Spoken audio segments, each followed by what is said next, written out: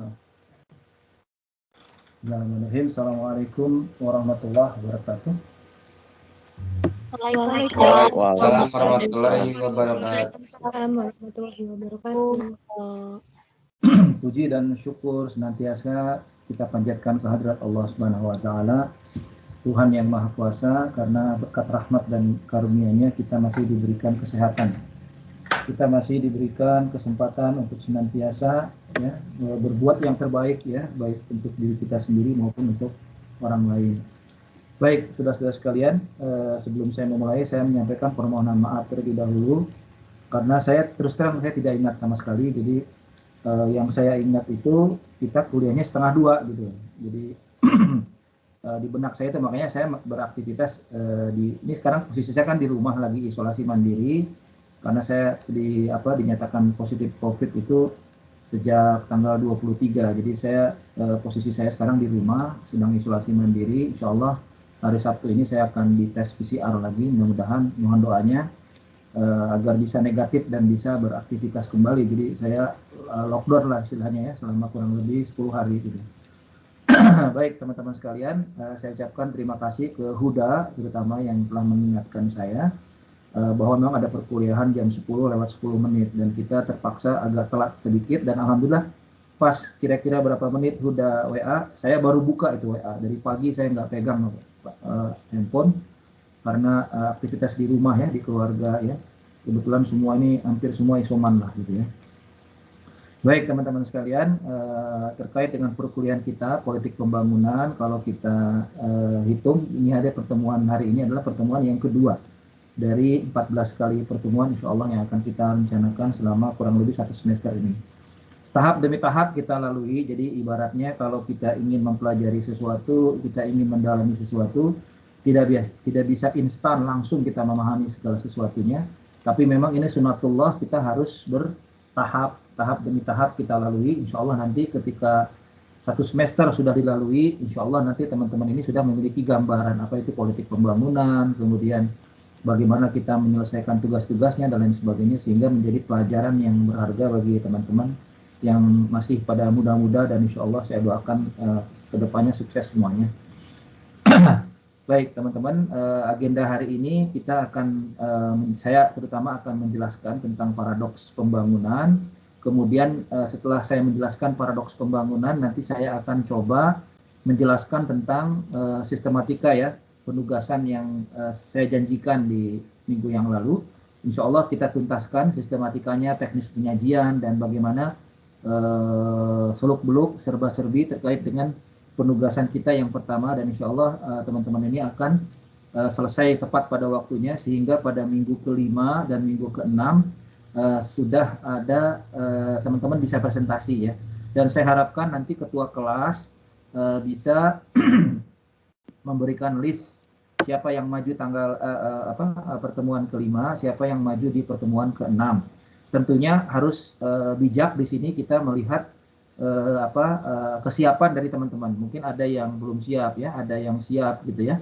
Jadi saya harapkan nanti teman-teman yang sudah siap dan ready gitu ya, dari sisi PowerPoint dan videonya sudah diedit, ya bisa ditampilkan dulu video dan presentationnya, dan nanti teman-teman yang belum siap terpaksa harus dialihkan ke minggu berikutnya. Dan supaya balance, jangan sampai numpuk di minggu ke-6, saya harapkan balance lah, seimbang gitu ya, paling tipis-tipis lah 1-2 orang ya, kalau memang nanti terpaksa harus dialihkan ke minggu yang ke-6.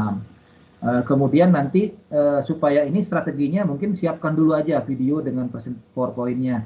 Nah untuk laporan kan masih ada, saya kan mengharapkan semua dokumen baik video, presentation, PowerPoint presentation, dan laporan ya, laporan tertulisnya itu bisa diserahkan di minggu yang ke-7 sebelum UTS. Jadi semua teman-teman ini kalau sudah presentasi diprioritaskan video dengan PowerPoint-nya dulu aja. Nah, syukur-syukur bisa dipersiapkan juga. Jadi ini strategi aja yang saya sampaikan, sehingga di pertemuan yang ke-7 semuanya sudah selesai, dan ke-8 kita sudah memasuki UTS. Jadi minggu ke-8 kita masuki UTS, sehingga tuntaslah tugas pertama. Jadi episode pertama itu selesai dengan ditutupnya dengan UTS, sehingga kita buka periode yang berikutnya sampai dengan UAS nanti dengan tugas yang berbeda gitu ya, dengan materi yang berbeda. Baik teman-teman sekalian, izinkan saya untuk men-share slide PowerPoint terkait dengan materi kita hari ini.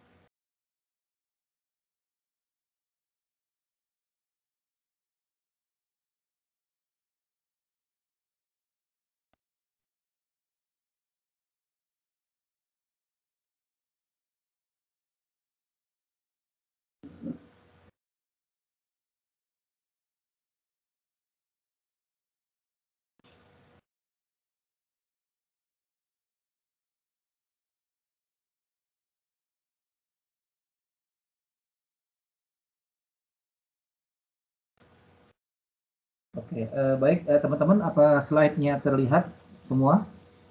Ada, Pak. Baik, oke, ya. Nanti kalau nggak jelas, tolong diberitahu aja.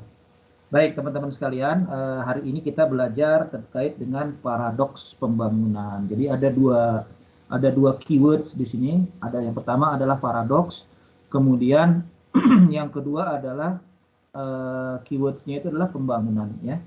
Nah, sebelum saya memulai menjelaskan terkait dengan paradoks pembangunan, mungkin kita share dulu, kita diskusikan dulu kedua istilah ini.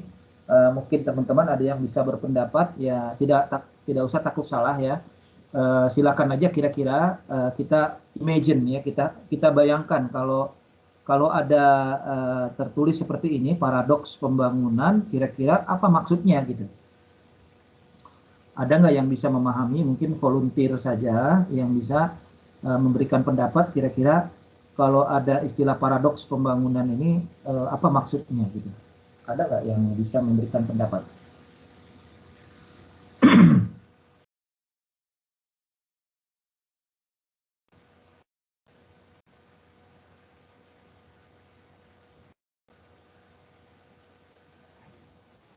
Kalau Pak izin berpendapat, Ya, silakan.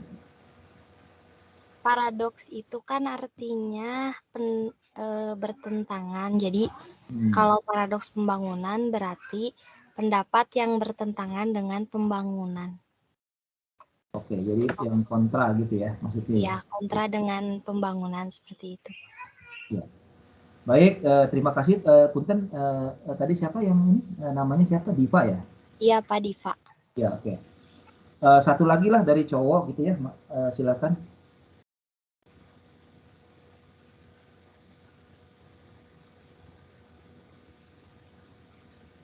Kira-kira aja, nggak usah terlalu ilmiah menjelaskan, tapi ini sudut pandang lah ya, artinya pendapat boleh berbeda kan gitu. Silakan.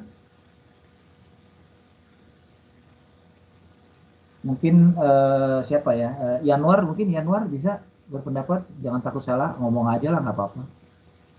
Yanwar. Ya, Pak. Ya, sok.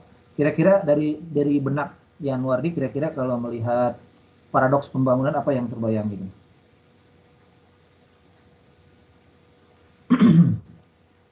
Pembangunan sebuah ada dua sih, Pak, pembangunan fisik dan non fisik. Kalau menurut saya pribadi gitu. Kalau fisik ya seperti proyek, infrastruktur, irigasi dan lain sebagainya. Kalau misalkan non fisik kayak pembangunan sumber daya manusia, terus program-program kekeluargaan dan lain sebagainya.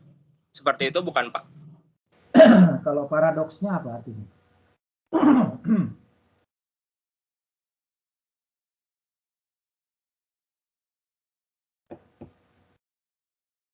Paradoks itu kan pernyataan yang seolah bertentangan gitu dengan asumsi umum. Berarti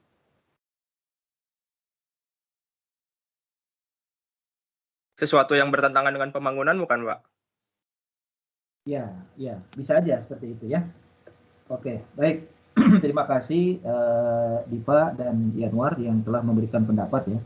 Jangan takut salah gitu. Kita ini kan semuanya, saya pun belajar juga dalam kondisi di mana kita menjelaskan terkait dengan mata kuliah ini.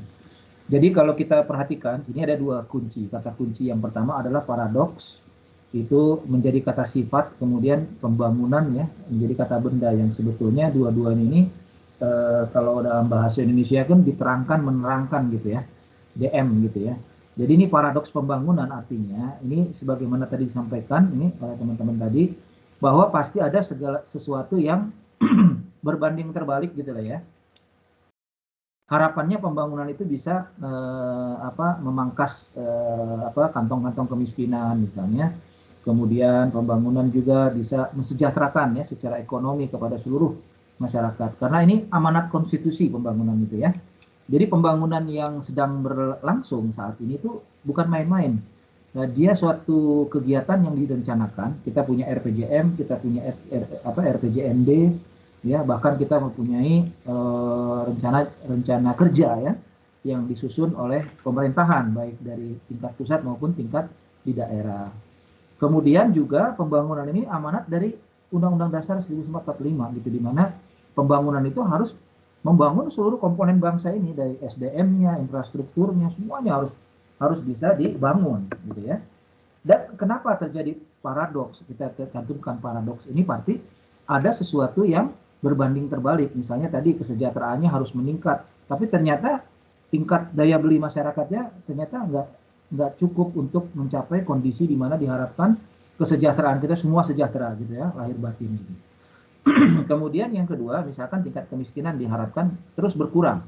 Kemiskinan tuh pasti ada ya.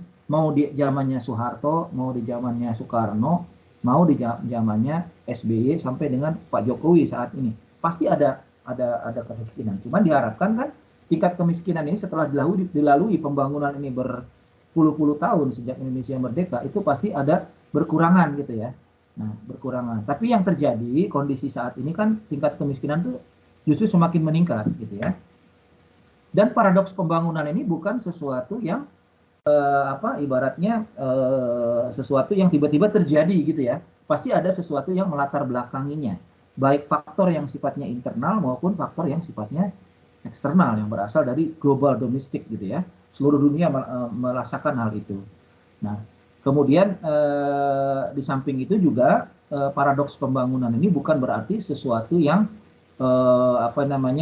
usang gitu, tidak harus diselesaikan karena ini menjadi kesalahan dari pemerintahan. Tidak seperti itu. Kita memandang bahwa pembangunan ini menjadi tanggung jawab semuanya. Jadi ketika kita melihat permasalahan-permasalahan yang nanti saya paparkan, paradoks pembangunan yang terjadi di Indonesia ini, bukan berarti kita tinggal diam, duduk, kemudian tidak melakukan apa-apa. Nah, kita sebagai komponen bangsa tentunya harus memberikan kontribusi yang terbaik bagi negeri ini. Baik teman-teman sekalian, saya akan menjelaskan terkait dengan, sebelum saya menjelaskan lagi terkait dengan dua istilah ini, paradoks pembangunan, saya akan menjelaskan apa itu pembangunan dulu ya. Pembangunan adalah suatu usaha atau rangkaian kegiatan, usaha pertumbuhan dan perubahan, growth dan change gitu ya, yang terencana. Jadi ada RPJM, ada RKA-nya ada dan lain sebagainya, terencana dengan baik ya. Kemudian juga dilaksanakan secara sadar bahwa ini pembangunan ini penting ya oleh suatu bangsa atau negara serta pemerintah. Jadi bangsa, negara, pemerintah ini melaksanakan semuanya dalam rangka pembinaan bangsa ini agar bangsa ini menjadi bangsa yang maju berkembang ya, terus menerus, tidak statis gitu ya. Meskipun ada badai, meskipun ada kendala, tapi tetap kita maju terus ya, melangkah sehingga kita bisa melalui persoalan-persoalan sulit yang dihadapi oleh bangsa kita. Paradoks pembangunan ini didefinisikan oleh Warjio, PhD, ini menyatakan bahwa sebuah kondisi di mana apa yang diinginkan ataupun ditargetkan dalam pembangunan tidak sebagaimana yang diinginkan atau timbul masalah yang menyertainya. Nah, ini problematika berarti, paradoks itu. Jadi ada masalah di sini berarti. Nah, diharapkan tadi saya istilahkan bahwa diharapkan pertumbuhan ekonomi ini tiap tahun meningkat gitu ya, dengan target yang diterapkan oleh pemerintah. Tapi ternyata tidak tercapai, ya bahkan semakin menurun gitu ya. Kemudian juga misalkan tingkat kemiskinan, tingkat kesejahteraan masyarakat, kemudian persoalan-persoalan yang terkait dengan lingkungan, persoalan yang terkait dengan kesehatan, persoalan yang terkait dengan sosial dan lain sebagainya, ternyata tidak sebagaimana apa yang diharapkan. Ya, inilah terjadi namanya paradoks ya pembangunan. Ya, nah teman-teman kalau mendengar paradoks itu berarti ini satu hal yang negatif gitu ya, terjadi yang permasalahan lah gitu ya, gitu. Nah, sebelum saya menjelaskan paradoks, ini karena berhubungan dengan kondisi dan situasi yang terjadi di masa lalu ya. Di masa lalu itu, di zamannya pemerintahan Orde Baru, itu di mana terjadi konsentrasi pembangunan itu, diarahkan untuk meningkatkan pertumbuhan ekonomi, kemudian stabilitas ya, dan pemerataan pembangunan yang dikenal dengan namanya trilogi pembangunan. Nah, ini mungkin teman-teman belum lahir ya, karena ini saya hafal betul. Saya ini dulu ya, sedikit cerita, zaman dulu ketika saya masih sekolah di bangku SMP, di bangku SMA, itu kurang lebih sekitar tahun 80-an lah ya. Tahun 80-an itu saya kalau maju ke depan itu harus hafal trilogi pembangunan. Mungkin teman-teman sekarang kalau di strap sama gurunya bisa jadi viral ya. Bisa jadi viral tuh tapi zaman dulu nggak ada yang berani gitu. Jadi kita tuh nurut-nurut aja deh sama guru gitu, dihukum ya. Dihukum suruh berdiri di depan dan suruh menghafal Pancasila dan Undang-Undang 45 gitu ya. Bahkan ada yang mempelajari GBHN gitu ya. Jadi dihukumnya seperti itu. Dan saya pernah dihukum karena nakal, maju ke depan, coba kamu jelaskan tentang GBHN gitu ya. Nah, salah satu dari GBHN itu garis-garis besar haluan negara itu adalah trilogi pembangunan. Nah, trilogi pembangunan itu pertumbuhan ekonomi, target pembangunan itu pertumbuhan ekonomi, kemudian pemerataan pembangunan dan hasil-hasilnya, serta stabilitas ya, stabilitas. Jadi 3 trilogi namanya. Nah, dari trilogi ini waktu berjalan sekian puluh tahun, kemudian juga pertumbuhan ekonomi kita sempat naik ya, zaman Orde Baru ini sempat naik, kemudian kita bahkan terkenal menjadi negara yang dinamakan the Asian Tiger, katanya seperti itu zamannya Pak Harto, itu the Asian Tiger. Jadi kita ini macannya Asia gitu ya. ASEAN, macannya Asia. Jadi kita nih bersaing dengan Cina, kita bersaing dengan India, bahkan di tingkat ASEAN aja, Malaysia itu belajar sama kita. Malaysia, Thailand, orang-orang Filipina itu belajarnya sama Indonesia. Karena Indonesia mengalami pertumbuhan kelonjakan yang sangat tinggi ya. Sehingga terjadilah proses namanya dari masyarakat agraris kepada masyarakat industri. Ya, itu terjadi di era tahun 80-an sampai 90-an. Nah, di penghujung tahun 90, industri sudah mulai masif ya. Perbankan dikasih modal, diberikan injeksi sama pemerintah untuk memberikan stimulus kepada industri ya. Jadi zaman dulu itu bank itu banyak ya, bank itu banyak sekali. Bank itu mungkin ada lebih dari 50, mungkin lebih dari 100 mungkin ya. Jadi banyak sekali bank itu bisa memberikan stimulus kepada pinjaman kepada pengusaha untuk mendirikan industri-industri gitu ya. Masif sekali saat itu tahun 90-an. Nah, diharapkan dengan adanya pertumbuhan ekonomi ini akan menetes kepada masyarakat yang miskin ya, masyarakat miskin. Kemudian akan menetes memberikan penyediaan lapangan kerja bagi masyarakat Indonesia. Nah, kemudian dari pertumbuhan ekonomi adanya industrialisasi masif itu diharapkan akan menetes gitu, akan memberikan dampak secara ekonomi kepada masyarakat gitu ya. Nah, akan merembas ini ke bawah. Nah, kemudian sebelum mungkin sekitar 2 atau 3 tahun sebelum terjadinya krisis multidimensi tahun 98, ternyata yang terjadi adalah berbanding terbalik gitu ya. Nah, hasil trickle down effect itu ada 2. Yang pertamanya munculnya konglomerasi. Jadi ternyata di tilik-tilik ya, sekian puluh tahun Indonesia membangun ya, yes, kita tidak mengesampingkan bahwa Orde Baru telah menghasilkan pembangunan yang masif ya, jalan, jembatan, sekolahan, semua dibangun gitu ya. Kemudian ternyata di akhir tahun penghujung jatuhnya rezim Orde Baru munculnya konglomerasi ya, muncul konglomerasi itu konglomerat ya. Konglomerat itu pengusaha-pengusaha yang muncul karena memiliki kekayaan yang berlipat-lipat gitu ya. Nah, ternyata pertumbuhan ekonominya lebih cenderung menjadikan kelas-kelas menengah itu menjadi kelas atas gitu ya, sehingga mereka menguasai perekonomian gitu ya. Di samping mereka diberikan fasilitasi oleh pemerintah, distimulus gitu ya. ternyata mereka menjadi taikon-taikon besar yang menguasai perekonomian di Indonesia, khususnya terkait dengan industri, ya, gitu ya, pabrik-pabrik gitu ya. Jadi pabrik macam-macam ya, ada pabrik tekstil, ada pabrik ini. Itu yang punya itu hanya beberapa orang. Nah, yang kedua, kontrasnya, jadi banyaknya munculnya orang kaya, tapi jumlahnya sangat minoritas, ya. Nah, sementara yang mayoritas ini masyarakat Indonesia mengalami ketimpangan sosial.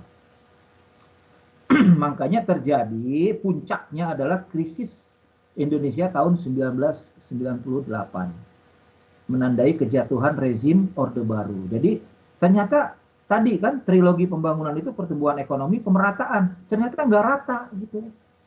Yang diharapkan semua insan Indonesia ini mengenyam, menikmati hasil pembangunan, ternyata tidak semua, gitu ya. Tidak semua. Bahkan terjadi di sini pengerucutan kekayaan kepada kelompok-kelompok tertentu, ya, konglomerasi yang menguasai industri kita, ya, di segala sektor.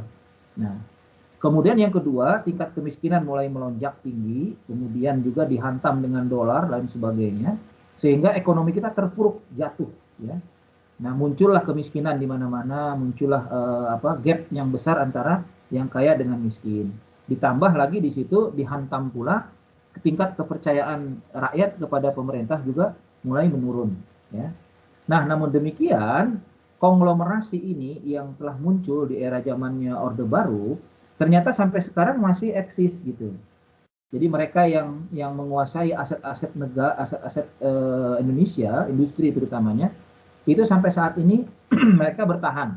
Ya, bahkan anak cucunya mungkin ya terus menguasai ini, menguasai berbagai macam sektor-sektor, terutama sektor perindustrian di Indonesia.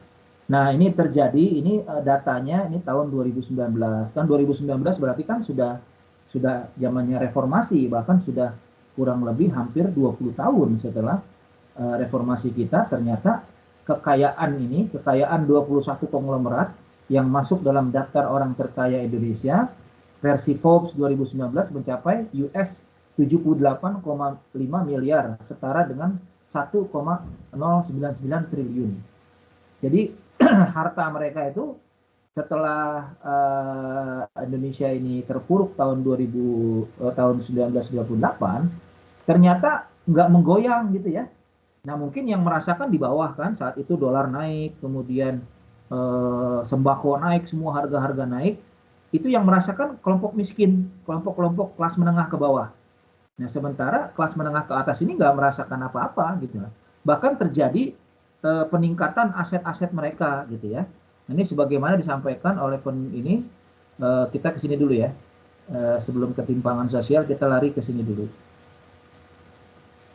Nah, ini dari laporan Bank Dunia ini tahun 2015 berjudul Indonesian Rising Dividend, satu orang kaya di Indonesia itu mengontrol 50,3 perekonomian Indonesia. Dan ini terjadi sampai dengan saat ini gitu ya. Jadi tidak heran kalau teman-teman ini perhatikan, ini elit-elit seperti ini menguasai sebagian besar perekonomian kita gitu ya. Perekonomian dalam arti manufacture ya, industri lah. Mereka ini menguasai industri. Ya, ini mungkin diantaranya teman-teman ada yang kenal nggak? Ini ada Prayogo Pangestu ya, ada siapa ini? Abu Rizal ya, Bakri, ada siapa lagi nih? Tanjung. Yang sisanya saya juga nggak gitu kenal, tapi ini ada Salim Group di sini ya. Jadi terutama mereka ini menguasai, taikon ini menguasai perekonomian di Indonesia ya. Coba kalian tanyakan kepada tukang beca, kepada ini, mereka udah paham bahwa konglomerat di Indonesia itu jumlahnya sedikit, tapi mereka menguasai perekonomian di Indonesia seperti itu. Jadi mereka eksis sampai dengan saat ini, bahkan kekayaannya itu bisa berlipat-lipat ya. Ini dari data dari Direktur Eksekutif Megawati Institute Arif Budimata mengatakan bahwa kekayaan nasional Indonesia dikuasai segelintir orang. Jadi aset-aset yang ada ya, misalkan industri-industri lah, kita bicara industri ya. 10 orang terkaya Indonesia menguasai 74,8 kekayaan nasional. Ini orang-orang berada di kelompok 1% menguasai modal. Jadi mereka nggak banyak jumlahnya, mungkin bisa dihitung. Mungkin kalau total ada 50 atau berapa lah gitu ya yang menguasai ini. Nah, ini jadi ternyata mereka menguasai aset kita, ya. Nah, teman-teman, misalnya sekarang kan terjadi kelangkaan minyak goreng misalnya ya. Nah, minyak goreng ini kalau kita tilik sampai atas gitu ya, dari hilir sampai ke hulu, justru pasti ya yang menguasai industri minyak sawit itu pasti nggak jauh-jauh dari orang-orang ini, gitu ya. Ya, dari orang-orang ini menguasai industri sawit gitu ya, menguasai industri dari mulai bahan mentahnya sampai pengolahan. Kan sawit itu diolah baru bisa menjadi minyak goreng gitu ya. Dan ini industri ya.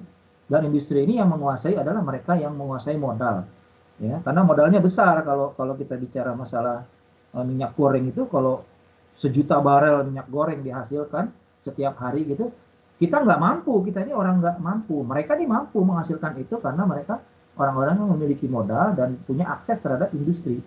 Ya. Dilanjutkan di sini, total kekayaan 40 orang terkaya di Indonesia yang juga terus meningkat dari tahun ke tahun. Angkanya sejak 2006 sampai 2017 dari US 22 miliar menjadi 109 miliar dalam jangka waktu 10 tahun. Meningkatnya hampir 6 kali lipat. Itu setelah reformasi ya. Nah, ini luar biasa nih. Jadi kita nih ecek-ecek aja di bawah ini ya. Jadi mereka ini menguasai asetnya. Mereka ini duduk-duduk aja ya, sudah bisa menikmati gitu. Karena mereka kerja keras mungkin ya dari awal, menanam modal sana sini ya, sehingga mereka menjadi orang yang berhasil dan tidak banyak nih. Dibandingkan dengan rata-rata laju pertumbuhan kekayaan penduduk Indonesia, pertumbuhan kekayaan 40% orang terkaya Indonesia tercatat melonjak 317%. Ya, kalau lihat pertumbuhan dalam 10 tahun, kekayaan 40 orang kaya di Indonesia melonjak 317% atau 4 kali lipat dari pertumbuhan nasional. Jadi luar biasa gitu ya. Memang nggak mau, suka atau tidak suka, orang-orang ini yang memiliki akses jumlahnya sedikit tapi menguasai pasar, ya, industri ya. Misalkan misalkan baju yang dipakai oleh siapa nih, Salwa ya. itu industrinya ya industri tekstil kan gitu, Salsabila ya. Itu berasal dari tekstil. Nah, kalau tekstil itu penguasa terbesarnya adalah Texmaco. Nah, Texmaco itu siapa? Sinipasan Mariputu yang orang India. Ada orang India konglomerat ini yang ada di Indonesia. Jadi jangan heran kalau teman-teman pergi ke Purwakarta, pergi ke Kerawang, itu banyak orang Keling, banyak orang India ya yang bekerja sebagai tenaga pabrik gitu ya. Nah, ini mereka khusus datangan dari India, ya mungkin sekarang mungkin sudah membaur dengan bangsa kita gitu ya. Tapi ini mau nggak mau suka nana bosnya Texmaco gitu ya, orang India, jadi mereka hadir di sana. Nah, kalau sekarang ini banyaknya pekerja-pekerja Cina ya, itu kan pasti ada yang buka keran kan, seperti itu masuknya mereka ke kita. Ada perjanjian tentunya, ada MOU antara Indonesia dengan Republik Rakyat Cina gitu ya. Baik teman-teman sekalian, kita kembali ke slide awal tadi ya, terkait dengan adanya kekayaan orang-orang yang ini ya. Ini namanya Prakas nih, Sri Prakas Lohia ini adalah orang India yang menguasai aset-aset di Indonesia. Sisanya ini kebanyakan taikon ya, para taikon. Ada juga Khairul Tanjung ini orang Republik, orang asli lah gitu ya. Nah, tapi kebanyakan ini Budi Hartono, Michael, yang lain-lain ini, jadi orang Indonesia juga, tapi keturunan Cina ya, gitu ya. Jadi mau nggak mau, ini adalah mereka ini orang-orang yang menduduki posisi kelas atas gitu ya. Ya tentunya mereka duduk seperti ini pun tidak serta-merta simsalabim mereka duduk di sini, tentunya dengan perjuangan mereka, tapi karena mereka penguasa ya, memiliki modal sejak awal dulu, turun-temurun dari ayah kepada orang anak-anaknya gitu. Nah, di sisi lain kita perhatikan ketimpangan sosial tadi yang terjadi sejak zamannya Orde Baru. Ini foto-foto seperti ini, coba Anda perhatikan ini. Ini kan di depannya ini ada apa ini? Ada masyarakat yang hidup di slum area, di pinggir-pinggir kali gini ya. Di pinggir-pinggir kali, di belakangnya ada bangunan-bangunan tinggi, gedung-gedung tinggi ini. Dan ini ketimpangan sosial ini sudah terjadi bukannya sekarang saja, sejak zamannya Orde Baru ya terutama ya. Itu sudah terjadi tingkat kemiskinan seperti ini. Mungkin Orde Lama juga terjadi ini. Mereka yang hidup di pinggir kali semakin banyak sekarang ini. Nah, mereka yang tidak mempunyai akses gitu ya. Ini kalau kita, saya, Anda yang sekarang ini berkuliah di materi politik pembangunan itu dianggap sebagai kelas menengah. Ya. Minyak goreng mahal, harga 14.000 menjadi 20.000, mungkin kita masih sanggup beli ya, 20.000 per liter gitu ya. Harga telur dari harga 12.000 sekarang sudah sampai 20.000, itu kita masih mampu membeli. Tempe tahu dari harga 6.000 sekarang sudah 7.500, ya, bahkan ada sampai 10.000, kita masih mampu membeli.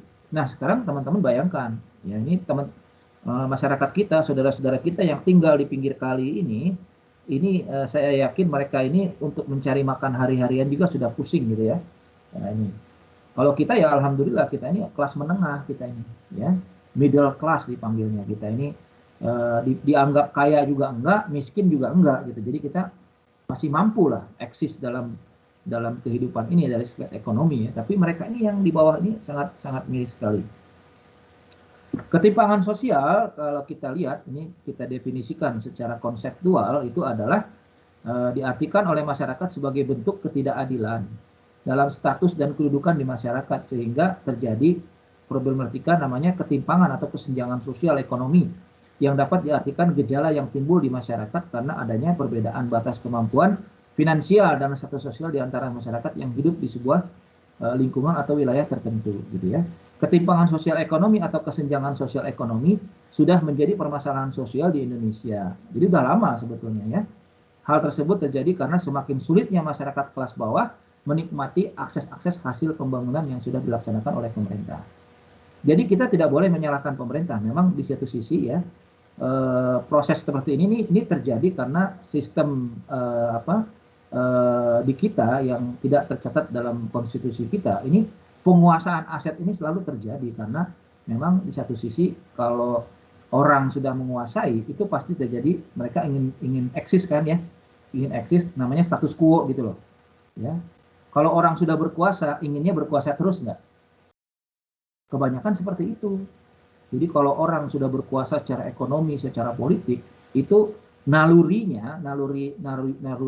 alamiahnya dia ingin berkuasa terus gitu. Coba bayangkan ya, rezim Soeharto itu berkuasa berapa tahun? Ada yang tahu nggak? Rezimnya Orde Baru itu, ini teman-teman belum lahir ya. Berapa tahun dia duduk rezim ya? Kita bicara rezim itu tidak Pak Hartonya aja, tapi ibaratnya itu konglomerat tadi ya, kemudian beberapa elit-elit politik, elit-elit birokrasi yang eksis saat itu yang mereka yang memiliki akses terhadap pertumbuhan ekonomi kita gitu ya.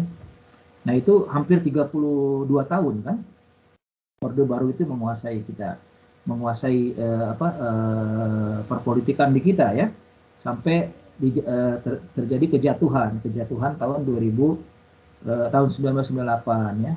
Hampir 32 tahun itu Pak Harto itu menduduki posisi sebagai presiden dan kemudian dijatuhkan dengan kondisi krisis ya, krisis sosial, krisis ekonomi ya, krisis kepercayaan publik trust sehingga jatuh. Dan ini persoalan ketimpangan sosial ini menjadi PR bagi rezim-rezim berikutnya, mulai dari rezimnya Habibie, kemudian turun ke Abdurrahman Wahid, Megawati, kemudian SBY sampai dengan Pak Jokowi saat ini mewarisi persoalan ketimpangan sosial ini. Keadaan yang terjadi saat ada kesenjangan atau ketidakseimbangan akses masyarakat dalam pemanfaatan sumber daya yang tersedia. Sumber daya tersebut bisa dikait dengan kebutuhan primer kehidupan masyarakat sehari-hari seperti pendidikan, kesehatan, perumahan, pekerjaan, hingga pangan. Ketimpangan sosial dapat terkait pula dengan hal-hal di bidang ekonomi, politik, dan budaya. Jadi di multidimensi.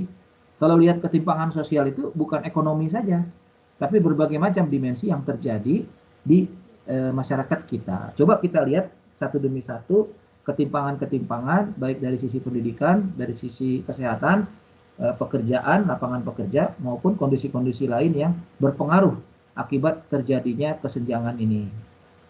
Baik, yang pertama dari sisi pendidikan ya, teman-teman. Mungkin kita ini tadi kelas menengah, mungkin kita tidak mengalami hidup di slum area seperti ini ya, di mana anak-anak ini ya, contohnya anak-anak SD ini ya, yang seharusnya mereka ini adalah generasi penerus bangsa yang harus mengenyam pendidikan ya, Tapi yang terjadi teman-teman mungkin bisa observasi ya, di sekitar teman-teman ini kalau ada slum area, itu mereka yang hidup di bawah garis kemiskinan ini, kemungkinan kecil mereka bisa eksis dalam pendidikan terus sampai tamat seperti kita, apalagi seperti Huda sampai kepada bangku perkuliahan. Saya nggak yakin mereka ini sampai terus menerus sampai ke pendidikan. Mungkin ada 1-2 di antara mereka, tapi sebagian besar kelompok masyarakat ini kemungkinan kecil akan mengenyam pendidikan sampai dengan perguruan tinggi. SD lulus juga udah alhamdulillah gitu ya. Coba perhatikan teman-teman, kalau saya naik motor ya, kadang saya itu suka berhenti kalau ada lampu merah itu, ada anak kecil menghampiri kita bawa gitar kecil gitu ya, atau hanya bawa pengamen kecek gitu, minta uang receh lah gitu ya. Saya pernah tanya, kamu sekolah enggak gitu ya. Sebagian besar dari mereka adalah tidak bersekolah gitu ya. Karena mereka harus mencari nafkah gitu ya, mencari nafkah untuk menghidupi kebutuhan hidupnya sehari-hari. Karena orang tuanya tidak mampu. Coba Anda perhatikan ini, hidupnya aja seperti ini, nggak layak gitu ya. Kesehatan, pendidikan ini nggak layak mereka ini gitu ya. Nah, seperti ini situasi kondisi yang terjadi ya. Kemudian sebagian besar dari mereka juga ya, sebagiannya mungkin bisa bersekolah tapi pasti terganggu sekolahnya karena harus mencari uang gitu ya. Sementara di jam-jam ini kebetulan aja nih karena jam sekarang kan online ya, mereka nggak punya apa lagi ya. Coba kalau online itu harus pakai laptop kan gitu, minimal pakai HP gitu. Nah sekarang kalau mereka gimana gitu, mungkin punya HP ya harus beli kuota kan gitu, udah lagi diganggu dengan macam-macam kan gitu. Jadi ini satu hal yang mungkin kita bisa lihat ya, sampai dengan saat ini persoalan ini belum bisa terpecahkan ya, ini belum bisa tereliminasi oleh pemerintah kita, belum lagi dihantam dengan COVID-19 gitu ya. 2 tahun ini saya yakin jumlah masyarakat miskin itu semakin banyak gitu ya, karena hantaman dari COVID-19 ini pekerjaan semakin berkurang ya, dan juga ya terjadi krisis juga gitu. Ini krisisnya mulai kita rasakan sekarang nih ya. COVID-19 ini jangan main-main, ini krisisnya sudah mulai terasa gitu kan. Nah mungkin kita masih bisa eksis gitu, teman-teman yang ada di bawah ini, saudara-saudara kita belum tentu eksis. Nah, ini teman-teman lihat, ini ada kontras ya. Kalau tadi siapa tadi Yanuar ya bilang kontras itu adanya satu sisi masyarakat yang menikmati hasil-hasil pembangunan ya, karena mereka mempunyai akses gitu ya. Sementara di sisi lain ada masyarakat kita yang hidup di bawah garis kemiskinan, yang mereka juga harus mendapatkan hak untuk pendidikan ya, bersekolah itu tidak menikmati seperti apa yang dinikmati oleh para kelas menengah ini. Coba perhatikan di sini ada gedung yang cukup representatif ya.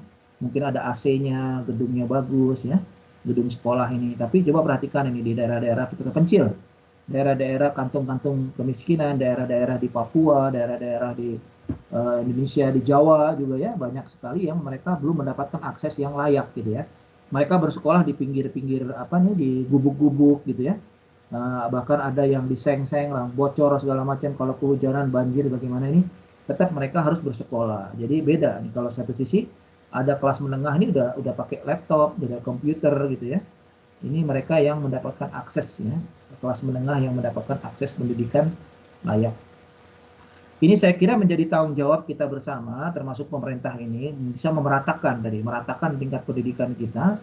Pertumbuhan ekonomi yang kita capai ini harus dinikmati secara baik oleh seluruh masyarakat yang ada di Indonesia. Ini menjadi tanggung jawab terbesar adalah tanggung jawab pemerintah ya tentunya, karena pemerintah adalah instansi pemerintah yang diberikan mandat Undang-Undang Dasar untuk melaksanakan pembangunan. Tapi juga tidak menutup kemungkinan masyarakat juga berpartisipasi dalam rangka memperbaiki pendidikan di Indonesia ini. Oke, selanjutnya kesehatan. Nah, coba perhatikan, kesehatan ini hal yang penting ya. Ini kalau teman-teman perhatikan, ada kebutuhan dasar manusia itu apa aja? Kesehatan, pendidikan, air bersih ya. Apalagi kira-kira? Banyak itu. Nah, ya, utamanya kesehatan, pendidikan lah gitu ya. Nah, ini harus mendapatkan akses masyarakat ini.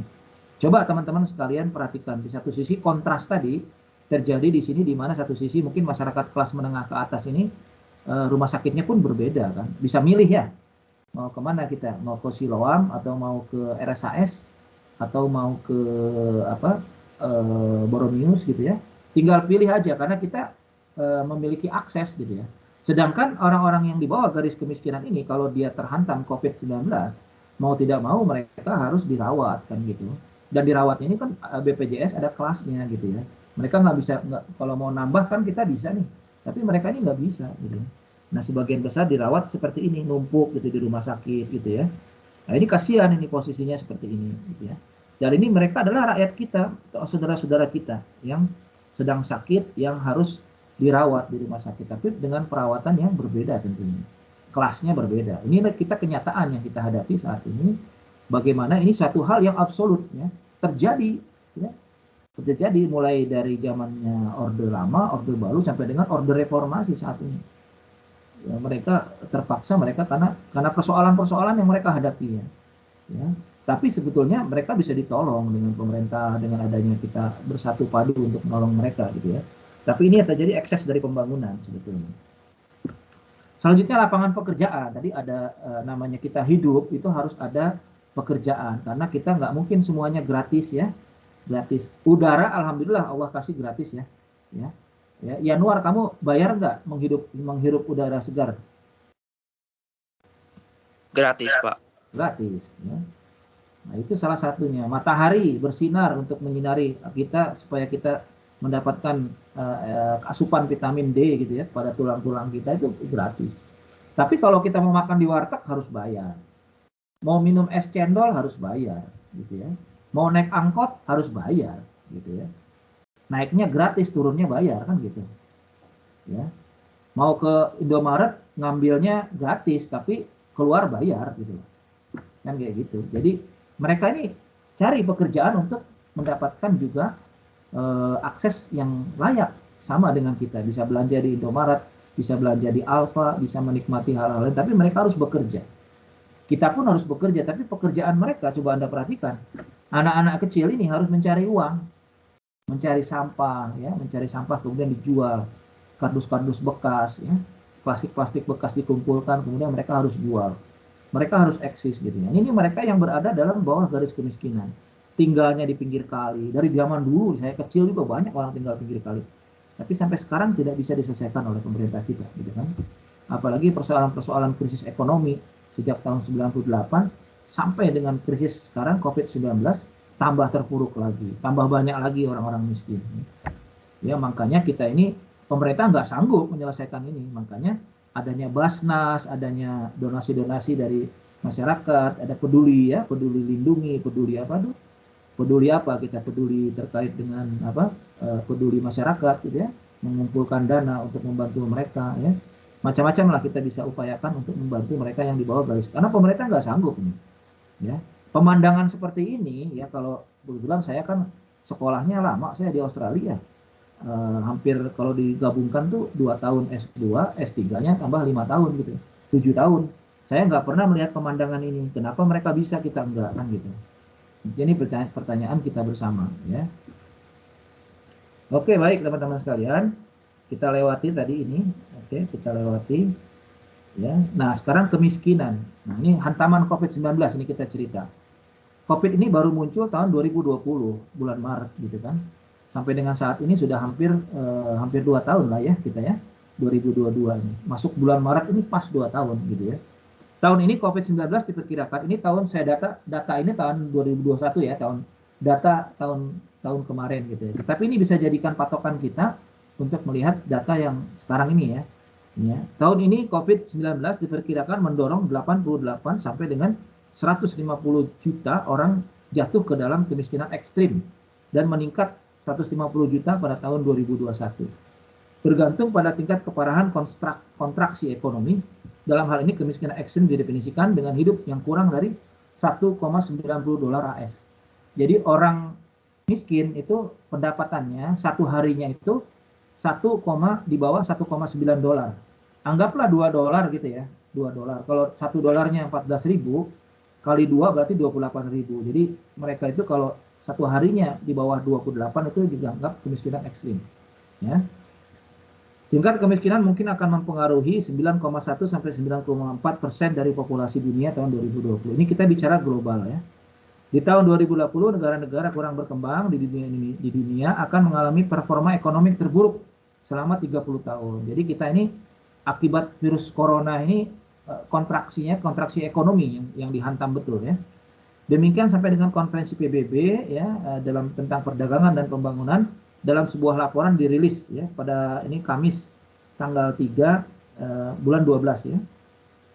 Dalam laporan bertajuk List Developed Countries Report tahun 2020, UNCTAD memperkirakan bahwa turunnya tingkat pendapatan, pengangguran yang meluas, meningkatnya defisit fiskal akibat pandemi dalam membuat 32 juta orang di negara-negara kurang berkembang tersebut masuk dalam jurang kemiskinan ekstrim. Ini Indonesia ini saya yakin ya, karena kesulitan ekonomi ini banyak orang-orang yang garis kemiskinan ini semakin tinggi gitu ya. Ini dunia, bagaimana di Indonesia gitu kan. Data kemiskinan di Indonesia sudah barang tentu jumlah masyarakat miskin ini semakin meningkat ya. Jumlah penduduk Indonesia pada tahun September 2020 ini di mana Covid ini saat itu semakin tinggi mencapai 27,55 juta orang ya. Ini tahun 2020 ya. 27,55. Penduduk Indonesia berapa? 200 berapa? 220 juta ya kurang lebih ya. 220 juta itu berapa persen berarti? Ada yang bisa ngitung nggak? 220, 10 persennya aja berapa? 22 kan? 10 persennya 22 juta gitu ya. Nah sekarang ini 27 juta, ini kurang lebih mungkin sekitar 15% lah ya gitu ya. 13 sampai 15%. Barangkali sekarang semakin meningkat lagi. Data terkini BPS menyebutkan bahwa angka kemiskinan Indonesia kembali menyentuh level 10,19% September 2020 ya. Jumlah penduduk miskin Indonesia bertambah 2,76 juta orang dibandingkan dengan periode sama tahun yang lalu. Peningkatan jumlah penduduk miskin terjadi lantaran pandemi menyebabkan banyak kegiatan perekonomian tidak bisa berjalan seperti biasa sehingga pendapatan masyarakat pun tertekan ya. Sekarang saya tanya kepada teman-teman ini, terutama silakan aja yang bisa menjawab gitu ya.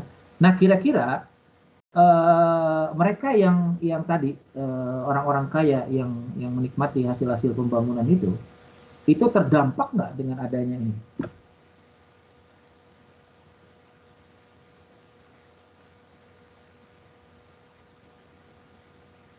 Ada yang bisa jawab nggak?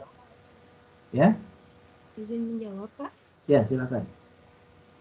Menurut saya orang-orang kaya mungkin terdampak gitu Pak karena adanya pandemi, karena kan kayak aktivitas tuh dikurangin karena adanya kebijakan PPKM kayak gitu Pak. Terima kasih. Oke. Kalau dari sisi itu pasti terdampak lah ya, karena semua industri kan harus ada pegawainya, sementara pegawainya juga mungkin nggak bisa bekerja semua di sip-sip gitu ya. Tapi mereka masih bisa eksis gitu ya. Kita bicara masalah eksistensi ya, dari mereka orang-orang kaya mungkin masih sanggup lah. Tapi mereka yang di bawah garis kemiskinan ini tidak bisa menghadapi hantaman COVID-19 ini ya. Secara umum kita bicaranya seperti itu. Kalau terdampak ya terdampak karena usahanya terdampak, tapi mereka masih eksis. Mereka tidak gini, kalau grafik itu ya mungkin ada fluktuasi gitu ya, Tapi fluktuasi mereka itu masih di level yang tinggi gitu loh. Ya, kalau kita lihat, tapi yang di bawah ini udah fluktuasinya tinggi, jatuh bangun gitu ya, tapi mereka sangat terpuruk, mungkin grafiknya terus ke bawah gitu ya. Mungkin ada usaha-usaha mereka yang bangkrut, tapi mereka ini eksis. Buktinya mereka bisa eksis sampai dengan saat ini, nggak terdampak secara ini. Saya belum pernah mendengar konglomerat jatuh miskin gitu loh. Ya, nggak ada, belum pernah ada. Tapi kalau orang-orang di bawah kemiskinan, ya miskin ya adanya miskin baru gitu ya. Muncul miskin-miskin baru gitu ya. Meskipun COVID ini juga memunculkan orang kaya baru kan, iya kan? Banyak orang-orang kaya ya baru muncul, kelas menengah, itu biasanya dari sektor kesehatan gitu ya. Ini yang pegang uang nih sekarang dokter, perawat gitu ya, mana lagi tuh. Nakes itu banjir lah sekarang ini ya, bukan banjir basah kayak yang terjadi di Bale Endah gitu, tapi mereka sekarang lagi menikmati hasil-hasil pembangunan gitu ya. Karena sektor pendidikan ini diinjeksi berapa triliun oleh pemerintah gitu ya untuk COVID-19 ini. Nah ini semua anggaran departemen itu dipotong termasuk anggaran LAN gitu ya, untuk dialihkan kepada sektor kesehatan. Nah, otomatis mereka yang bekerja di sektor kesehatan, baik dari segi pegawai negerinya maupun tenaga kontrak sampai kepada swasta, itu pasti menikmati karena dari harga PCR-nya aja dulu kan sempat berapa? PCR itu sempat 1 juta ya, lebih gitu kan. Kemudian turun 900.000, kemudian sekarang turun menjadi 300.000 lah, anggap seperti itu. Tapi berapa tahun kita baru orang-orang itu menikmati harga PCR, antigen segala macam. Antigen bisa 300.000 dulu, 200.000 paling murah. Sekarang ini sudah di bawah 100.000, 80.000 gitu ya. Tapi itu baru-baru aja diputuskan oleh pemerintah. Berapa tahun mereka industri ini menikmati harga PCR gitu kan? Nah ini teman-teman harus buka mata telinga gitu ya. Nah, sementara kita harusnya sih nggak seperti itu, tapi ya nggak tahu apa telat apa bagaimana. At least sekarang sudah mulai turun gitu ya. Oke teman-teman sekalian, lonjakan pengangguran ya, di sisi lain pandemi juga menyebabkan tingkat lonjakan pengangguran dari tahun 2020. Tingkat pengangguran terbuka tahun 2020 meningkat jadi 7,7% dari 5,23%.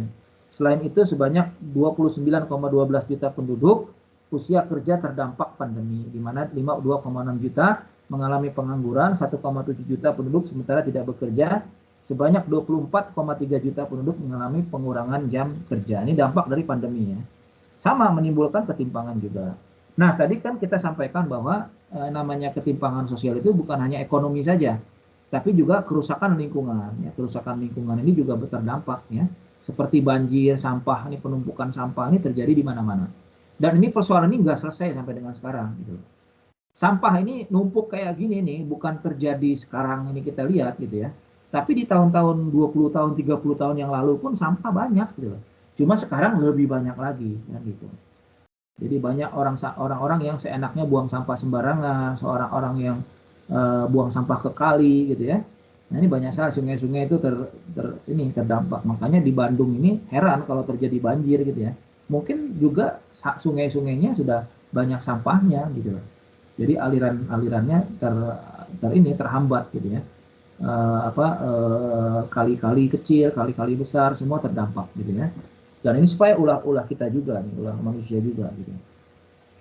Kemudian ini industri tadi ya, industri ini kan manufacture gitu, pabrikasi lain sebagainya. Di satu sisi kan membawa dampak kepada peningkatan jumlah tenaga kerja ya, dan juga peningkatan income masyarakat, tapi di sisi lain juga menimbulkan dampak industri ini, menimbulkan polusi ya.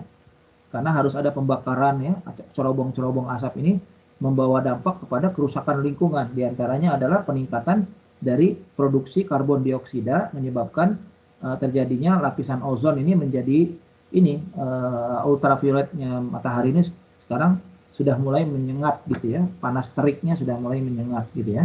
Dan juga ini kalau sinar ultraviolet ini semakin lubangnya semakin tinggi, ini akan menyebabkan juga kerusakan ya di bumi ini karena panasnya matahari, dan juga menyebabkan terjadinya perubahan cuaca yang ekstrim gitu ya.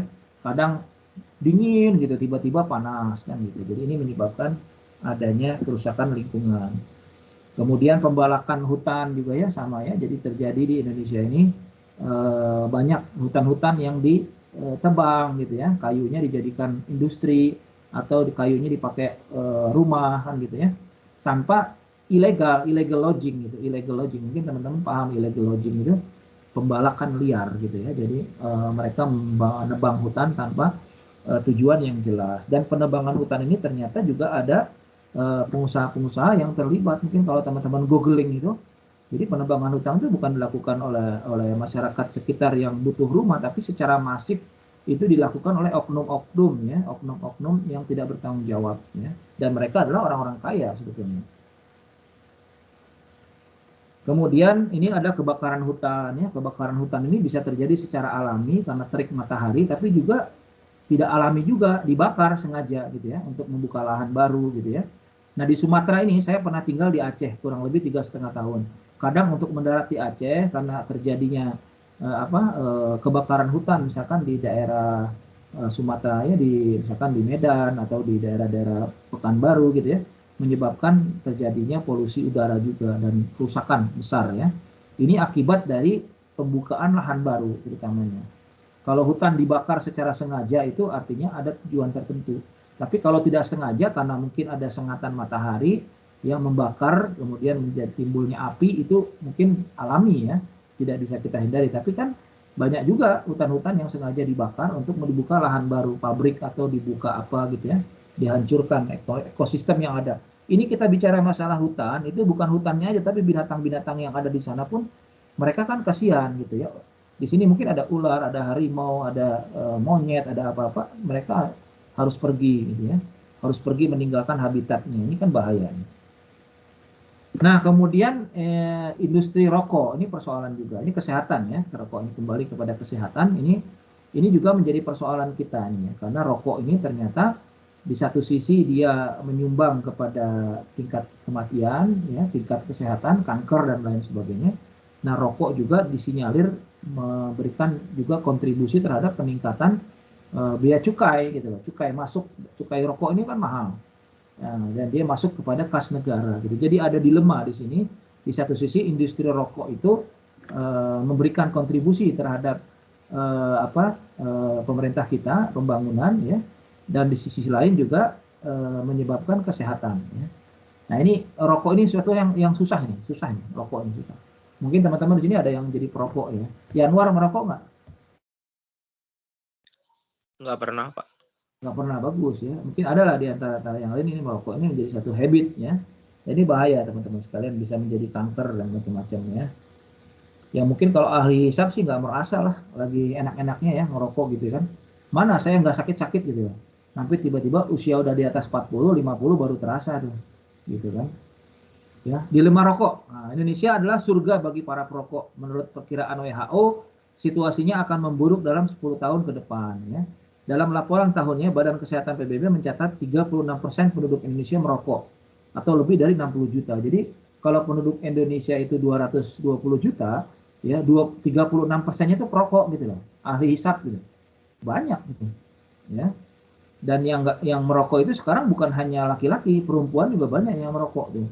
Sekarang ya, jika pemerintahan di Jakarta terus melanjutkan kebijakan anti rokok yang dinilai kurang tegas, kenapa nih kurang tegas, nanti kita lihat. Seperti yang diterapkan saat ini, WHO memperkirakan jumlah perokok di Indonesia tahun 2025 akan meningkat 90 juta orang atau 45% dari jumlah populasi. Jadi dari 60 ke 90 dalam jangka waktu, sekarang udah 2022. 2025 kira-kira 3 tahun lagi. Jadi jumlah perokoknya itu meningkat gitu. Apalagi perokok-perokok baru yang anak-anak sekarang, anak SMP udah merokok, anak SMA udah merokok. Ya, apalagi yang kuliah gitu kan.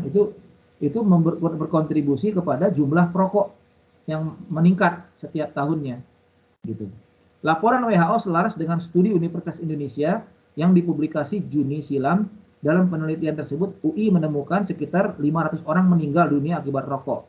Data dan 2010 menunjukkan jumlah nyawa yang melayang akibat asap tembakau di Indonesia mencapai 190.260.000 orang. Nah, kan luar biasa nih. Gitu ya.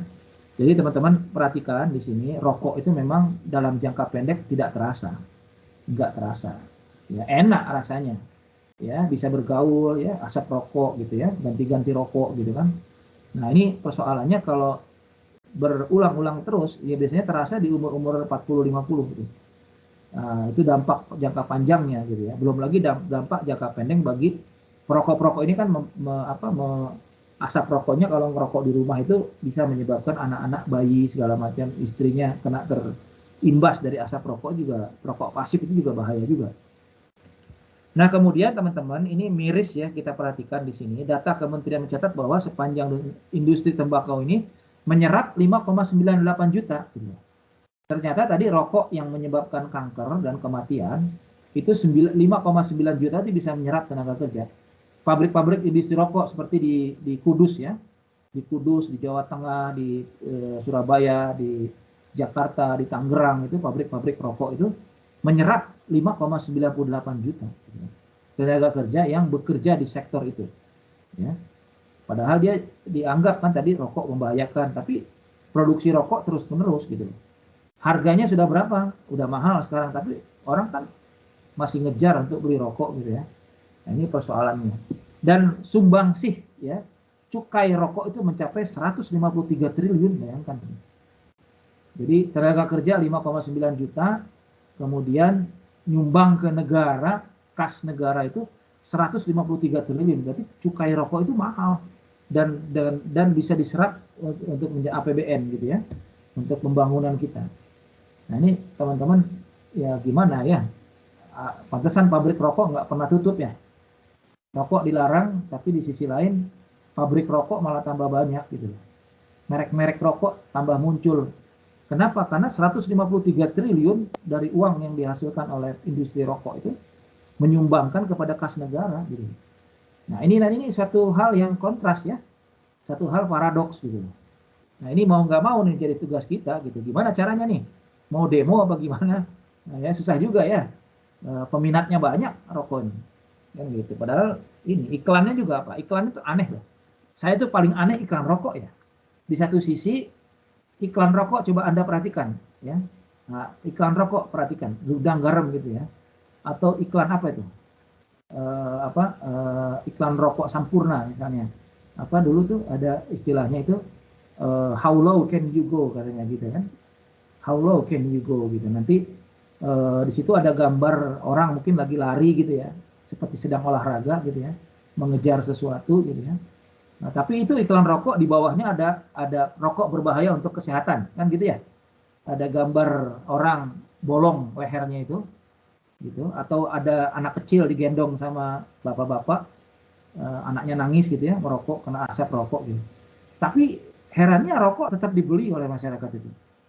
Ya itulah dilema yang terjadi. Ya. Di satu sisi rokok menyebabkan kesehatan kita terganggu, ya, bahkan menyebabkan kematian dari hasil penelitian. Tapi 153 triliun sumbangsih rokok itu akan diberikan kepada pemerintah untuk membiayai pembangunan gitu. Nah sekarang kemana uangnya lari itu? 153 triliun itu larinya kemana? Coba kita lihat di sini. Nah sebesar 10% dari 153 triliun itu diarahkan kepada BPJS gitu. Kan aneh ya. Jadi BPJS ini rupanya 10% dari 153 triliun itu untuk membiayai BPJS gitu. Jadi dikasih lagi kesehatannya, jadi rokok itu inilah. Jadi kau yang mulai, kau yang mengakhiri juga kan gitu. Jadi rokok itu bisa membiayai kesehatan gitu loh. Nah, ini saya juga bingung saya lihat. Ini dosen jadi bingung ya. Sebesar 10% dari total cukai rokok merupakan pajak rokok yang diserahkan kepada pemerintah daerah. Setelah itu dana itu harus dialokasikan ke JKN sebanyak 75% dari 50% penerimaan pajak rokok. Jadi 75% itu diserahkan untuk dialokasikan untuk biaya kesehatan. Karena BPJS nih coba ya, orang dirawat kan gratis, orang dioperasi gratis ya. Tertentu ya, nggak semua gitu. Nah biayanya dari mana? Rumah sakit nagih kepada pemerintah ini, uangnya dari mana? Salah satunya 10% adalah dari 153 triliun yang diserahkan oleh industri rokok kepada pemerintah kita. Ya, dampak kesehatan, tapi kesehatan disupport oleh rokok. Nah ini pusing ya, gimana ya? Ya itu seperti itulah paradoks ya. Selanjutnya di samping tadi yang namanya krisis itu, namanya ketimpangan itu bukan hanya ekonomi, lingkungan, pendidikan, lapangan kerja, tapi juga terjadi kepada sosial politik ya. Sosial politik ini demokrasi ya. Demokrasi ini satu bangunan ya, kalau kita perhatikan satu bangunan yang utuh ya, yang menopang sistem kinerja pemerintahan kita. Jadi ada pemilihan presiden, ada pemilihan kepala daerah, kemudian adanya DPR, MPR itu karena kita menganut sistem demokrasi, di mana pemerintahan di situ adalah sistem perwakilan yang merupakan amanat dari Pancasila dan Undang Dasar 45 ya. Kalau Pancasila ini sila keberapa? Ada yang tahu nggak? Nah, ini anak-anak milenial saya tanya Pancasila. Dasar kita untuk melakukan pemilihan umum, adanya DPR, MPR itu melaksanakan amanat dari Pancasila yang sila yang keberapa ya? Ayo mikir dulu. Keempat mungkin Pak. Keempat Pak. Iya sila keempat ya. Apa sila keempat Huda? Coba. Kerakyatan dipimpin oleh hikmat kebijaksanaan dalam permusyawaratan perwakilan. Iya, kerakyatan yang dipimpin ya. Kerakyatan itu dipimpin oleh hikmah ya, bahasanya bagus ya. Saya sangat terkesan dengan bahasa Pancasilanya. Hikmah kebijaksanaan, dan permusyawaratan perwakilan. Ya, ada perwakilan di situ. Jadi menganut sistem representasi. Nah, salah satu sistem yang dianut di negara kita, di mana kita mulai berdiri sebagai negara, pemerintahan itu tahun 45 ya. Dan saat itu setelah Perang Dunia Kedua, sistem demokrasi ini yang banyak dianut oleh negara-negara yang lepas dari kolonial ya. Sistem demokrasi di mana di situ pemerintahan kedaulatan tertinggi ada di rakyat ya. Sehingga rakyatlah yang nanti yang menentukan bagaimana pemerintah ini bisa beroperasi ya dengan adanya pemilu saat itu.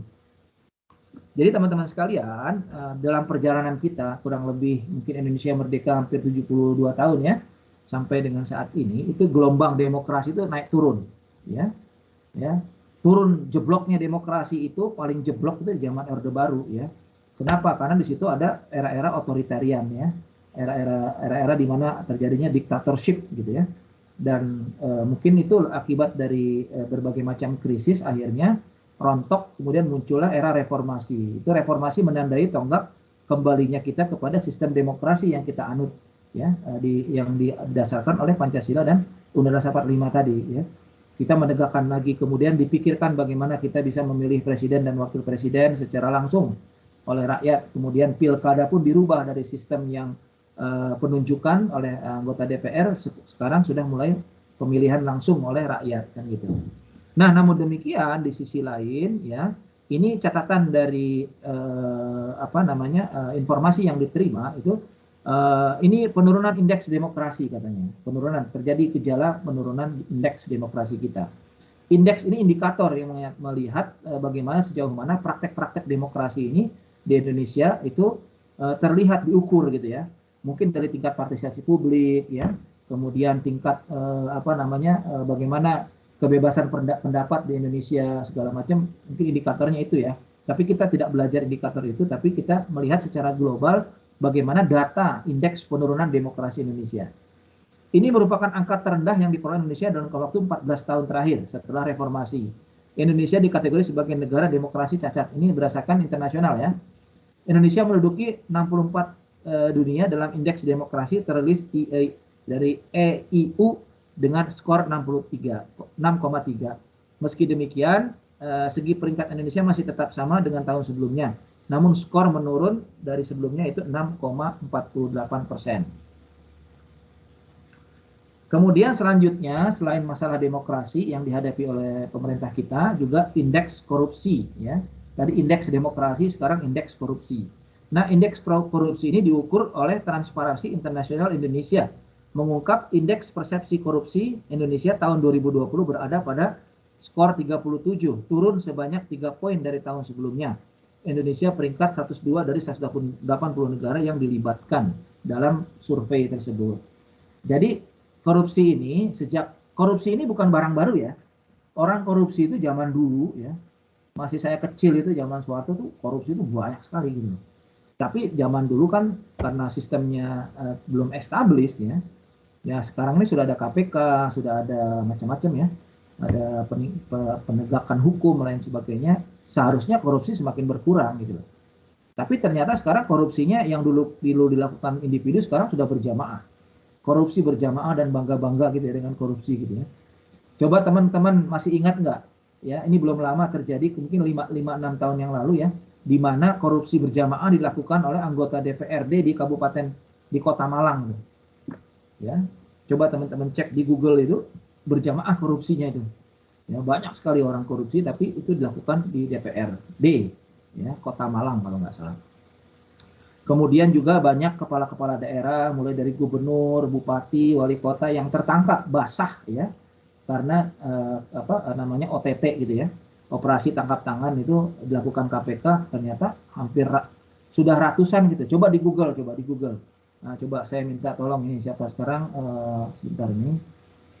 Saya minta tolong teman mahasiswa, mungkin ada yang bisa membantu. Gun Gunawan, tolong bantu saya. Ya, Pak. Tolong bantu saya, punya HP kan? Punya HP? Ya, punya Pak.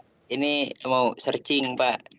Ya, coba dicek di Google berapa jumlah kepala daerah tahun ini sampai tahun 2022 ini yang tertangkap KPK. Jumlah apa, Pak? Jumlah kepala daerah. Oh. Udah.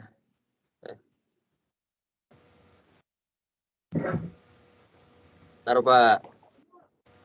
Tahun ini aja. Ya, bukan tahun ini, sampai dengan sekarang berapa Oh, siap. jumlahnya?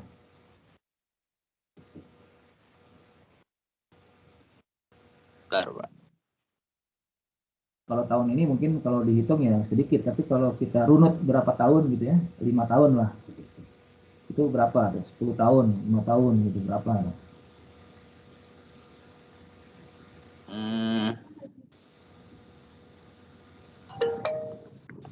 Kalau di ini mah ada sekitar 429 ini, Pak, kepala daerah. Nah, itu kan? Itu Ya, datanya dari mana tuh? ini dari Detik News. Ada pimpinan KPK catat ada 429 kepala daerah hasil pilkada yang terjerat korupsi, Pak. Oke, ya, jadi itu gambaran global ya di nasional lah di Indonesia ini. Mungkin tidak hanya di satu daerah, mungkin di beberapa daerah jadi gabung gitu ya. Bupati, wali kota, gubernur aja udah banyak tertangkap, sekarang ada di sel gitu ya. Nah, itu akibat apa? Itu akibat dari berbagai macam faktor ya. Itulah menambah dari indeks kita gitu loh. Indeks korupsi kita tuh, dan indeks korupsi semakin banyak orang korupsi, indeksnya semakin jeblok gitu loh. Nah, sehingga kita kalah bersaing dengan negara-negara lain gitu loh. Ya, mungkin nggak tahu Indonesia ini negara keberapa, kan sudah ada tuh indikatornya untuk menilai negara yang korupsinya banyak di mana saja, itu bisa terlihat gitu ya. Sekarang ini era keterbukaan, era transparansi, era digital, internet, jadi kita bisa memantau berapa perkembangan indeks dari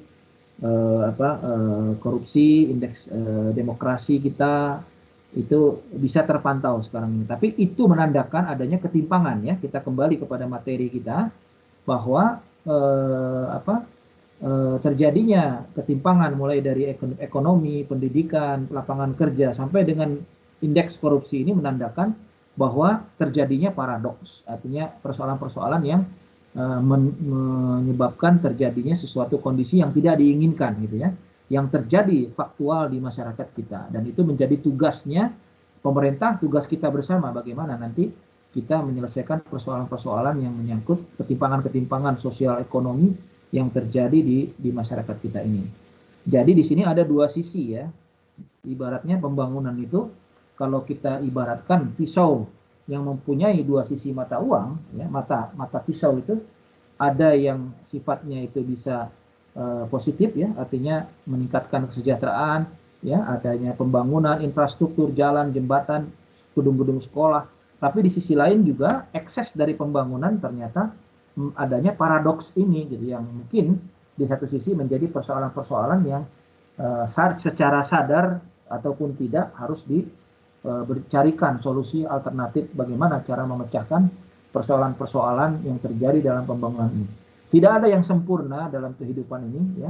Tidak ada yang sempurna. Pasti ada dampak negatif dan ada dampak positif yang bisa kita lihat dalam kehidupan kita, ya. Gitu, teman-teman sekalian. Itu terkait dengan materi paradoks pembangunan. Ibarat kita ini, saya ini kalau hitung-hitungan ya, dosen itu memberikan trigger kepada mahasiswa. Sisanya teman-teman mencari referensi tersendiri, baca-baca, lihat-lihat di internet ya, membuka mata telinga kita bagaimana pembangunan kita, apakah sudah sesuai dengan apa yang kita harapkan atau masih banyak pekerjaan-pekerjaan rumah yang harus diselesaikan oleh pemerintah kita dan oleh seluruh komponen bangsa agar Indonesia jangan sampai terpuruk ya, seperti Ukraina. Nah, ini teman-teman juga pahami ya. Lihat dunia lain gitu ya. Kita masih alhamdulillah minyak goreng mahal, tapi ya kita nggak sampai perang lah gitu ya, nggak sampai terpuruk. Tapi ya di satu sisi ini ketimpangan ini menjadi PR kita bersama. Kalau kita perhatikan ini, saya tiap hari memantau terjadinya konflik bersenjata di Rusia dengan Ukraina ini memang memiliki sejarah yang konflik yang cukup panjang gitu ya. Dan kita tidak membahas itu tentunya, tapi kita melihat bahwa kita masih bisa bersyukur, masih kita bisa mengenyam kenikmatan dari pembangunan-pembangunan yang sudah kita laksanakan sekian puluh tahun sejak Indonesia merdeka. Kita berdoa kepada Allah Subhanahu wa taala, mudah-mudahan negeri kita menjadi baldatun thayyibatun wa rabbun ghafur. Itu doa kita ya. Baik. Oke, baik teman-teman sekalian. Saya kembali kepada slide mungkin ya, sebentar ya. Bentar ini. Kita kembali kepada slide PowerPoint yang sudah saya persiapkan. Baik, ini tadi indeks ya, mungkin kita beralih kepada penugasan ya. Oke, baik teman-teman sekalian, sebagaimana dijanjikan sebelum kita akhiri pertemuan kita, saya akan menyampaikan tugas yang sudah kita komit ya, bahwa sebelum UTS ini kita harus menyelesaikan tugas ini, tugasnya adalah mewawancarai tokoh pembangunan ya. Jadi kita mencari dari tokoh pembangunan itu kira-kira persoalan-persoalan apa yang terjadi di lapangan gitu ya. Apa yang mereka hadapi, coba kita lihat dari tokoh-tokoh ini ya. Nah, tokoh adalah sosok figur penggerak pembangunan baik di tingkat desa, kelurahan, kecamatan, bahkan di tingkat RW. Jadi saya tidak mempersyaratkan teman-teman harus mewawancarai gubernur, wali kota, ataupun bupati atau kepala dinas. Cukup kalau teman-teman memiliki akses untuk mewawancarai kepala desa, lurah, camat, bahkan RW gitu ya. Yang RW-nya itu adalah mereka kita kenal memiliki kontribusi gitu ya. Mungkin tidak semua RW, tidak semua RT yang bagus gitu ya. Tapi kita bisa mendapatkan di masyarakat beberapa kepala RW ini yang memiliki kontribusi yang besar terhadap pembangunan di sekitarnya. Bahkan tidak harus RW ya, mungkin ada anak-anak muda ya, anak-anak muda yang membangun startup gitu ya. Kemudian peduli sosial lingkungan sekitar, itu bisa jadi tokoh mereka. Ya, kita harus besarkan orang-orang yang memiliki kontribusi terhadap pembangunan masyarakat di sekitar kita, gitu ya. Kemudian yang ketiga, tokoh bisa aja anak muda, penggerak wirausaha, tokoh perempuan, ya, ibu-ibu penggerak pembela HAM, ya. Ada tokoh agama ataupun tokoh masyarakat lain yang bisa kita wawancarai, kita ambil pelajaran dari mereka, bagaimana mereka bisa berkontribusi terhadap pembangunan di sekitar. Ini dalam rangka kita melihat solusi. Ketimpangan sosial pasti banyak, tapi coba kita lihat ada sesuatu yang dilakukan oleh masyarakat kita, ya. Ada sesuatu yang dilakukan oleh pemerintah kita mungkin. Ya, tapi kita luput dari ini, coba kita rekam, ya. Bagaimana mereka melakukan sesuatu, do something untuk menyelesaikan persoalan. Apalagi sekarang lagi zaman susah nih, COVID-19 menghantam masyarakat, ya, bagaimana RW membangun kerekatan sosial, ya, membangun upaya-upaya untuk meningkatkan kesejahteraan masyarakat juga ada, ya.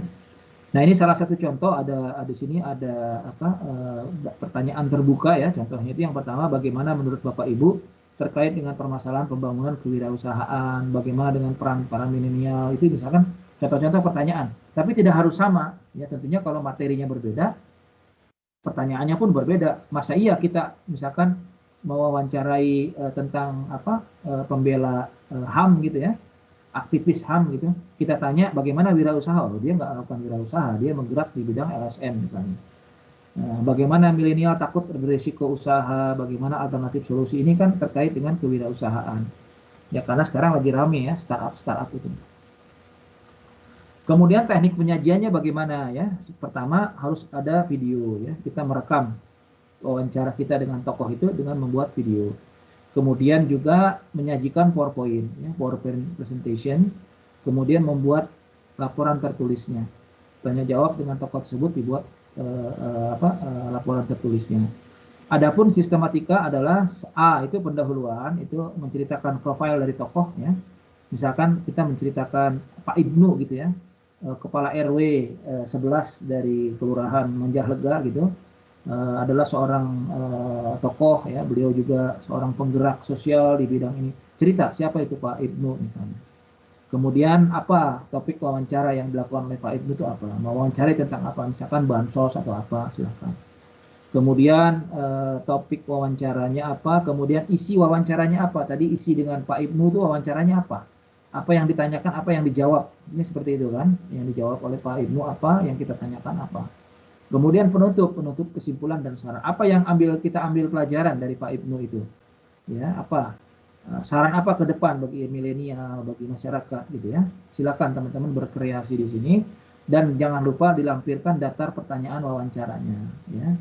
Seperti tadi contohnya ada 3, mungkin teman-teman bisa mengembangkan sampai ya mungkin karena wawancaranya 15 menit gitu ya. Daftar wawancaranya jangan banyak-banyak tuh. 5 pertanyaan aja sudah berapa menit gitu ya. Coba perhitungkan ya. Jadi jangan terlalu banyak, ada 10 pertanyaan, wah bisa 1 jam nanti. Itu kalau ditanya itu satu pertanyaan aja bisa berapa menit ya jawab, bisa 3 menit, 4 menit. Ya, kalau di total mungkin bisa sampai 15 menit. Jadi teman-teman silahkan, dan rekaman video ini yang sudah diedit ya, tidak lebih dari 5 menit sampai 7 menit maksimal, karena sisanya teman-teman akan menjelaskan ya, menjelaskan isi wawancara tersebut dengan menggunakan PowerPoint presentation. Kemudian minggu ke-7 semua tugas ini akan diserahkan melalui ketua kelas dalam bentuk file zip ya. Dalam bentuk file zip nanti diserahkan kepada dosen di hari pas jam kuliah di minggu ke-7. Karena minggu ke-8 kita UTS. Baik teman-teman sekalian, ada yang mau ditanyakan silahkan sebelum kita akhiri. Karena sudah azan.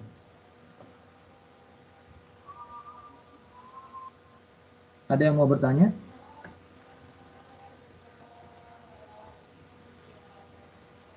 Bapak mau bertanya. Ya, silakan. Itu kan yang tentang trickle down effect. Kan konsepnya itu tentang kelonggaran buat orang kaya. Terus dengan memberikan kelonggaran itu kan katanya bakal menciptakan lebih banyak pekerjaan. Tapi di faktanya sendiri di Indonesia kan malah ada jadi muncul konglomerasi sama ketimpangan sosial. Jadi trickle down effect ini sebenarnya menguntungkan atau merugikan sih, Pak? Kalau cita-citanya trickle down effect ini kalau kita betul-betul menerapkan trickle down effect ini, otomatis itu menguntungkan dari sisi bagaimana masyarakat di lapisan bawah itu bisa menikmati hasil-hasil pembangunan. Mereka bisa bekerja kan, mendapatkan uang, kemudian mereka bisa memenuhi kebutuhan hidupnya ya. Kalau punya lapangan kerja, tadinya orang pengangguran, kemudian diserap oleh industri gitu ya. Kemudian mereka bisa produktif ya, kemudian mereka bisa menghasilkan. Kan skenarionya kan mereka artinya sudah mendapatkan tingkat ini ya, penerimaan, pendapatan, akhirnya pendapatan itu dikonsumsi oleh mereka, dikonsumsikan, bisa membelikan pakaian, bisa membeli baju, kemudian dia juga bisa untuk kesehatan kan gitu ya. Nah, ternyata itu juga tidak kita bisa pungkiri ya.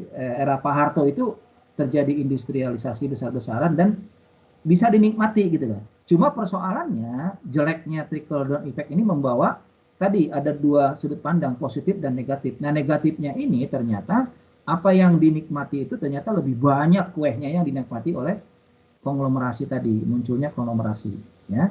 Tapi kita tidak menutup mata bahwa trickle down effect juga membawa efek tadi ya. Ya, masyarakat yang tadinya masyarakat agraris bergerak kepada masyarakat industri ya, itu membawa dampak bagi mereka sehingga mereka bisa memenuhi kebutuhan hidupnya. Cuma persoalannya untuk jaminan kesehatan mereka, untuk jaminan ini kan kemungkinan ya, zamannya Pak Harto dulu kan tidak jangka panjang. Kalau sekarang alhamdulillah kita punya BPJS, bahkan sekarang sudah ada jaminan JHT itu ya, jaminan hari tua gitu sudah mulai dipikirkan oleh pemerintah gitu ya. Nah itu sebagai ekses dari kritik terhadap loh kok kuenya banyak diambil oleh konglomerat, kenapa nggak didistribusikan gitu ya.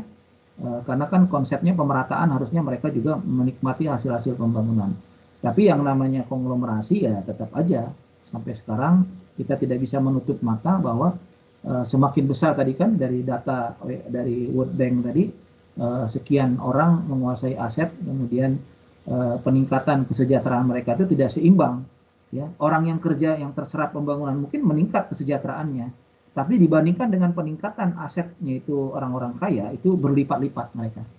Saya kira itu yang bisa saya jawab. Baik Pak, terima kasih.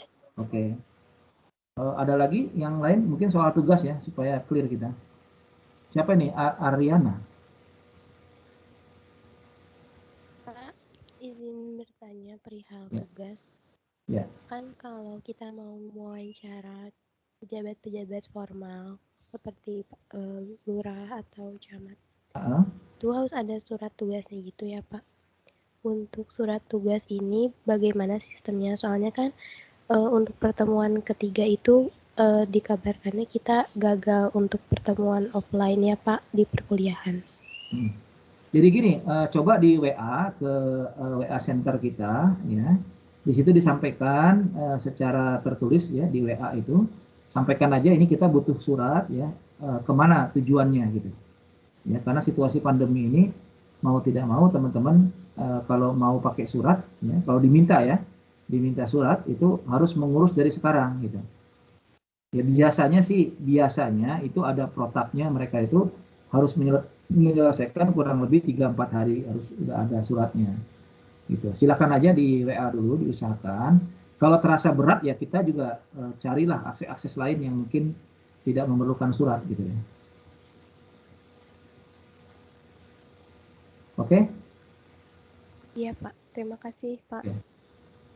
Baik, saya kira cukup ya. Nanti kalau ada pertanyaan silahkan menyampaikan di grup juga boleh, japri juga boleh ke saya, nanti saya jawab. Karena waktu azan zuhur sudah berlalu, jadi kita harus bagi umat Islam khususnya yang muslim diwajibkan untuk melaksanakan ibadah sholat zuhur. Jadi saya kira waktu kita cukup untuk bertatap muka secara virtual. Ya, dan sebelum saya akhiri ada kewajiban saya untuk mengabsen terlebih dahulu. Ini kebetulan ketua kelas ada di sini. Ya, yang hadir nih berapa ya? Semua hadir ya? Ini kalau dilihat dari attendance list-nya ini ada 29 orang. Berapa jumlahnya kita? Jumlahnya ada 30, Pak. Jadi ada 1 orang yang nggak hadir. Iya. Atas nama siapa?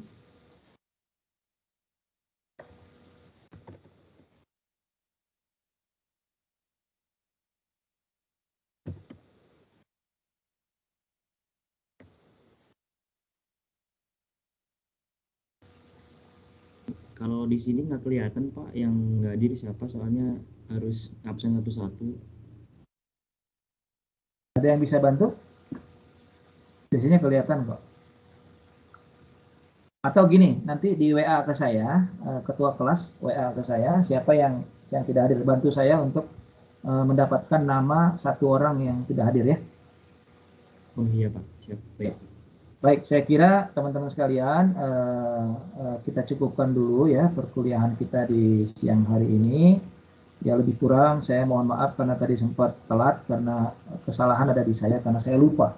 Ya karena kita harus sadari bahwa manusia itu pasti ada kelemahannya, tidak luput dari khilaf dan kesalahan.